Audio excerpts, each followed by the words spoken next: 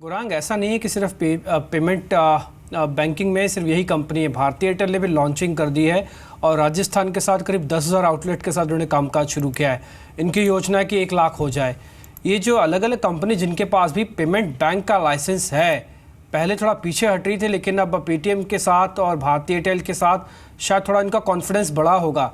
इन सभी कंपनीज में हमको क्या करना चाहिए? देखिए, ये बहुत ही अर्ली स्टेजेस है उस पर बात करने के लिए डिम्पी। ये इसलिए मैं कह रहा हूँ क्योंकि ऑपरेशनली कुछ कंपनियों को अभी रोल आउट करना है और कुछ कंपनियाँ ऑलरेडी रोल आउट कर चुकी हैं। मिसाल के तौर पर पेटीएम, जैसे अभी सुमित बता रहे थे।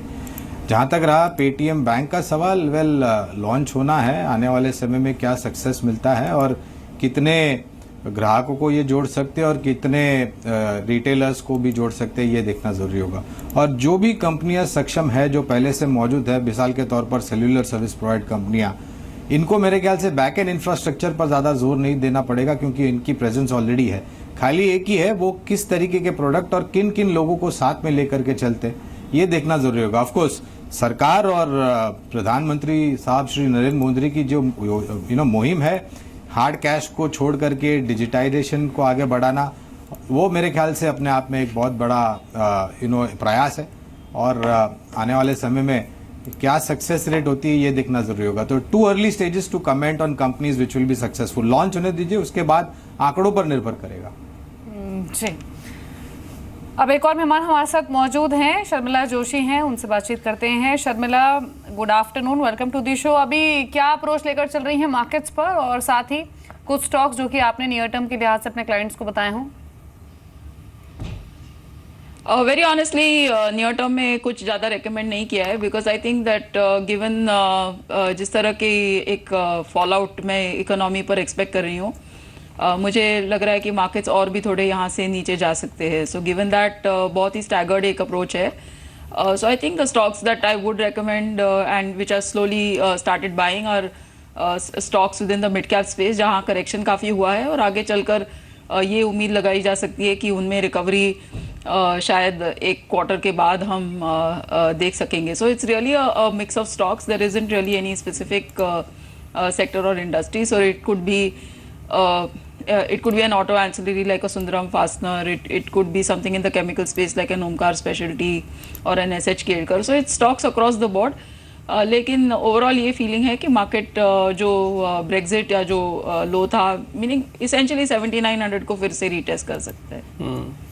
अब आप मार्केट को देखिए, एकदम से सडन डिप आया और दिन के उच्चतम स्तरों से वापस ऑलमोस्ट इंट्राडे लो की तरफ जा रहा है। थोड़ी देर पहले हमने आपको बात कहा था, करीब आधे से पौने घंटे के पहले बाजार में आपको एकदम से एडजस्टमेंट होती हुई दिखेगी, और ये ठीक वैसा ही हो रहा है। देखिए, बड़ा इवेंट जब मार्केट के सामने होता है तो कुछ लोग प्रॉफिट बुक भी कर लेते हैं जो सिस्टम में पहले से ही थे, या फिर कुछ लोग पहले से शॉर्ट बना सकते हैं इस एंटिसिपेशन में कि हाँ, हो सकता है पॉलिसी को लेकर कुछ भी नहीं आए। तो इसलिए लास्ट का 1-1.5 घंटा ठीक इवेंट से पहले इस तरह का ट्रेड एक्सपेक्टेड था, और ठीक वैसा ही निफ्टी अभी कामकाज कर रहा है। दिन के निचले स्तरों पर निफ्टी लौट आया है। और दूसरी इंपॉर्टेंट बात कि इवेंट से पहले 8200 पार नहीं करना था, ऐसी प्रोबेबिलिटी डाटा को देख के समझ में आ रहा था, और ऑलमोस्ट मार्केट 8200 के पास पहुंचा, वहां से आके फिसला है। ये जो गिरावट है बाजार को इस दिन के लोवेस्ट लेवल पे ले आई है। तो एक चीज़ आप समझ लें, मार्केट अभी भी एक रेंज में है। ये इवेंट को पास ऑन होना चाहता है, उसके बाद एक फेड के इवेंट को पास ऑन होएगा, शायद उसके बाद हो सकता है मार्केट को क्लियर डायरेक्शन मिले कि दो देशों के बड़े सेंट्रल बैंक्स ने क्या फैसला ले लिया है ब्याज दरों को लेकर। नोटबंदी को धीरे धीरे बाजार पचा रहा है, इसमें कोई दो राय नहीं है। शायद बाजार इसको जल्दी से नहीं पचाना चाहता, समय लेना चाहता है, इसलिए उसने रेंज पहले से डिफाइन कर रखी है। चंदन, 1-2 शेयर आप देखिए जो कल इंटरेस्ट रेट सेंसिटिव हैं, उसमें कुछ एक बैंकिंग स्टॉक्स हैं। एक रिकमेंडेशन तो आप मेरे को बैंकिंग से बताइएगा कि आपका शेयर कौन सा आपका पसंदीदा।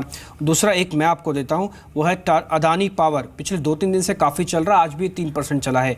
इस पे आप अपनी रिकमेंडेशन दी, अदानी पावर और एक बैंकिंग स्टॉक। देखिए डिम्पी, यहाँ पे सबसे पहले बैंक निफ्टी में 18,150 के लेवल को ध्यान रखना पड़ेगा। जब तक 18,150 है, चांसेस है 18,700 19,000 तक के लेवल बने, क्योंकि पिछले 7-8 दिन से इस लेवल को बार बार टेस्ट करके टर्न हो रहा है। इनफैक्ट जो 9 नवंबर को सेलिंग आई थी, उस दिन का लो भी 18,150 के आसपास था। तो वो एक लेवल इंपॉर्टेंट है, इसलिए बाजार एक रेंज में ट्रेड कर रहा है, उस लेवल को सपोर्ट कर रहा है। और अब यदि बाजार होल्ड कर जाता है तो यहाँ पे बैंकिंग स्पेस में येस बैंक हमारा फेवरेट पिक रहेगा। देखिए ऊपर के लेवल से करेक्शन के बाद इसने 1100 के आसपास एक बॉटम बनाया है, अपने आप को होल्ड कर रहा है। हर दिन थोड़ी थोड़ी लॉन्ग पोजीशन आप यहाँ पे बन रही है। आज के ट्रेडिंग सेशन में भी यहाँ पे 5 से 7% ओपन इंटरेस्ट बढ़ा है, तो कहीं ना कहीं यहाँ पे अब एक नए लॉन्ग्स बनते हुए नजर आ रहे हैं। शॉर्ट टर्म जो प्राइस पैटर्न है वो भी एक अपमूव की तरफ इंडिकेशन कर रहे हैं। तो यहाँ पे 1150 1165 के आसपास का स्टॉप लॉस लगा सकते हैं। ऊपर में 1235 1240 तक के टारगेट यहाँ पे बन सकते हैं। दूसरा, आपने जो अडानी पावर की बात की है, ये स्टॉक लगातार परफॉर्म कर रहा है और इनफैक्ट सारे पावर कंपनी, चाहे Torrent power, NTPC, Adani power, सब में बाइंग इंटरेस्ट देखने को मिल रहा है और मेरा मानना है कि ये मोमेंटम बरकरार रहेगा। बट हालांकि ऑलरेडी काफी एक मूवमेंट आ चुका है पिछले 2 वीक में, तो रिस्क रिवॉर्ड रेशियो शायद फेवर नहीं करे, बट फिर भी यहाँ पे 30 के स्टॉप लॉस से 35 तक के टारगेट के लिए ट्रेड करने की सलाह रहेगी। शर्मिला, आप एक और चीज़ देखें, इस समय जो गैस बेस्ड कंपनीज हैं उनके अंदर काफ़ी स्ट्रॉन्ग मोमेंटम है, चाहे पेट्रोनेट एलएनजी देखिए या फिर आईजीएल देखिए। और आज ही ऑयल मिनिस्टर का एक बयान में भी आया कि जो देश का कुल ट्रांसपोर्ट है वो चाहते हैं कि करीब 25% गैस बेस्ड हो जाए। तो इससे फ़ायदा ये होगा जो गैस इंपोर्ट करने वाली यूजली कंपनीज़ हैं उनको बड़ा बेनिफिट मिल सकता है, क्योंकि गैस को लेकर जो उसका यूज़ है वो काफ़ी तेज़ी से बढ़ जाएगा। आपकी सुझाव क्या है इन सभी कंपनीज पे, क्योंकि इनकी प्राइसिंग अच्छी है, रिटर्न अच्छा मिल रहा है, शायद वैल्यूएशन को लेकर भी कुछ एक कंसर्न सुना हूँ। बिल्कुल, आई थिंक अगर आप देखेंगे कि वो पूरे सेक्टर को लेकर एक पिछले महीने भर में या थोड़े लंबे से अराउंड दैट टाइम हमने एक पूरा चेंज देखा है कि जैसे पहले हम बात करते थे तो सिर्फ ऑयल मार्केटिंग कंपनीज की, लेकिन क्योंकि अभी क्रूड जिस तरह से बढ़ रहा है और जिस तरह से एक हिस्टोरिक अग्रीमेंट हुआ ओपेक का, उसको लेकर हमने देखा है कि ओएनजीसी में फिर से एक बार बाइंग इमर्ज हुई है। उसके साथ साथ जो चीज़ आपने कही, अगर आप उस बात को जोड़े कि जिस तरह से गैस कंपनीज पर भी एक पॉजिटिव राय निकल कर आई है, in terms of what oil ministers have said, even globally जिस तरह का व्यू है, जिस तरह का व्यू एक्सपेक्टेड है कि इंडिया आगे चलकर प्ले कर सकता है ये पूरे गैस डिमांड में, इन सब चीज़ों को लेकर ज़रूर the trade has changed again in favor of a lot of these gas plays. और precisely I think जिस तरह से Indraprastha gas, Petronet LNG, Gujarat gas, I think definitely इन सब शेयर्स पर रन अप ज़रूर हो चुका है, लेकिन फिर भी एक पॉजिटिव राय रखनी पड़ेगी, given the fact that आगे चलकर the possibilities that are emerging out of all this commentary is very positive. बिल्कुल, ये 2-3 चीज़ें और इम्पोर्टेंट है मार्केट के अंदर, वो ऑटो नंबर्स के साथ साथ ऑर्डर्स का शिफ्टिंग होना भी। पहले आपको सफारी के बारे में मालूम ही होगा, और अब टाटा को कुछ एक डिफेंस से और ऑर्डर भी मिल सकते हैं जिप्सी को लेकर। पहले मारुति की जिप्सी वो करती थी, लेकिन अब टाटा भी शायद जिप्सी प्रोवाइड करेगा। अंचल, मैं ठीक बोल रहा हूँ? टाटा की जिप्सी होगी? टाटा की जिप्सी नहीं, डिब्बी टाटा की सफारी होगी। अच्छा। और बेसिकली खबर ये है, जैसा कि आपने कहा ऑर्डर शिफ्टिंग को लेकर, अभी तक मारुति सुजुकी की जिप्सी को माना वो सप्लाई करती थी आर्मी को व्हीकल्स, पैरामिलिट्री डिफेंस फोर्सेस को व्हीकल सप्लाई करती थी, लेकिन इस बारी टाटा मोटर्स को ये ऑर्डर मिला है। बेसिकली आर्मी से टाटा मोटर्स को 3200 सफारी गाड़ियां सप्लाई करने का ऑर्डर मिला और ये शुरुआती तर्ज का ऑर्डर है। देखिए, अगर ये सही तरह से टाटा मोटर्स डिलीवर कर देता है और सफारी की जो परफॉर्मेंस है वो एज पर आर्मी स्टैंडर्ड्स खरी उतरती है, तो ये ऑर्डर आगे चल के 10 गुना तक बढ़ता हुआ दिखेगा डिम्पी। और कहीं ना कहीं जो मोनोपली अभी तक मारुति सुजुकी ने ले रखी थी उसकी वो जो रिप्लेस करने की शुरुआत है वो टाटा मोटर्स ने कर दी है। हालांकि टाटा मारुति के अलावा एक कंपनी जिसको नुकसान होगा डिम्पी वो महिंद्रा एंड महिंद्रा भी होगा, क्योंकि काफ़ी ज़्यादा बेट कर रही थी इन ऑर्डर्स के लिए। महिंद्रा की जो स्कॉर्पियो गाड़ी है उसकी काफ़ी स्ट्रॉन्ग दावेदारी थी, तो कहीं ना कहीं टाटा मोटर्स ने ना सिर्फ मारुति को बीट किया, यहाँ पे M&M को भी बीट करते हुए अब टाटा मोटर्स बनाएगी डिफेंस के लिए गाड़ियाँ। शुरुआती ऑर्डर 3200 गाड़ियों का है। तो अब जल्द ही आपको मिलिट्री कलर में यानी ग्रीन कलर में जिप्सी नहीं बल्कि टाटा की सफारी दिखेगी, क्योंकि डिफेंस ऑर्डर ये मिला है टाटा मोटर्स को सफारी के लिए 3200 कार्स इनिशियली आर्मी को प्रोवाइड करनी है। टाटा ग्रुप पर ऑलरेडी हमने काफी बातचीत की, इसलिए मारुति पर एक कोई कमेंट ले लेते हैं शर्मिला का। शर्मिला, मारुति पर क्या राय है आपकी? I think with in the space एक पॉजिटिव ही राय है, क्योंकि जिस तरह से मारुति के प्रोडक्ट्स प्राइस्ड है, ऐसे ज़रूर लगता है कि इनमें शायद रिकवरी पहले देखने को आए। ऑफ कोर्स आई थिंक अगर आप इस एनवायरनमेंट में देखें तो सभी डीलर्स का ये कहना है कि क्योंकि उनके पास पुराने ऑर्डर्स थे और क्योंकि उनके पास इन्वेंट्री है, इसलिए उनको अभी सेल्स में इम्पैक्ट कम नज़र आ रहा है, लेकिन इंक्वायरीज में ज़रूर एक हिट आया है। पर आगे चलकर I think given the fact कि this is actually a people mover in that sense and 5-6 lakhs is the average price, जरूर ये स्पेस में आपको पहले रिकवरी देखने मिलेगी। So given the strong performance of Maruti और जिस तरह से करेक्शन हुआ है स्टॉक में, अगर आप नए से कुछ लेना चाहते हो तो I think Maruti becomes one of the names that you must look at. एक टाटा एलेक्सी गुरांग कई दिनों से चल रहा है, ये आगे और भी चलेगा क्या?